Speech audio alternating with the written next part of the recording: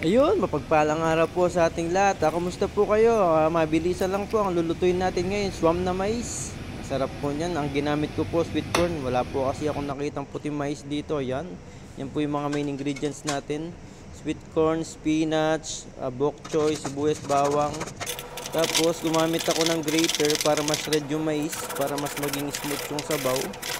Ayoko nang gumamit ng kutsilyo para ito mabilisan lang po. Yan, kung nakita nyo, tapos ganyan po yung magiging itsura. Tapos yung busal po niya, hindi ko po itinapon, pinakuluan ko muna para makuha yung ibang laman. Yan, tapos magbisa na po tayo. Yan, pag translucent na yan, ayan, naglagay din po ako ng alamang.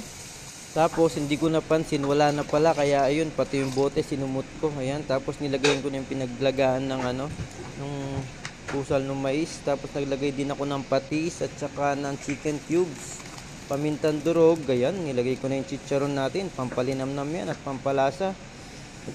Mabilisan lang yan, siguro after 15 minutes ng pagpapakulo. Ayun, pag okay na, ilalagay ko na yung spinach or kulitis. Tapos yung bok choy, nilagay ko na rin. Tapos yung sili, pandagdag aroma yan. Ayan, luto na po yan. Maraming salamat po sa mga nanonood. Ingat po kayo lagi. Thank you Lord. Paalam!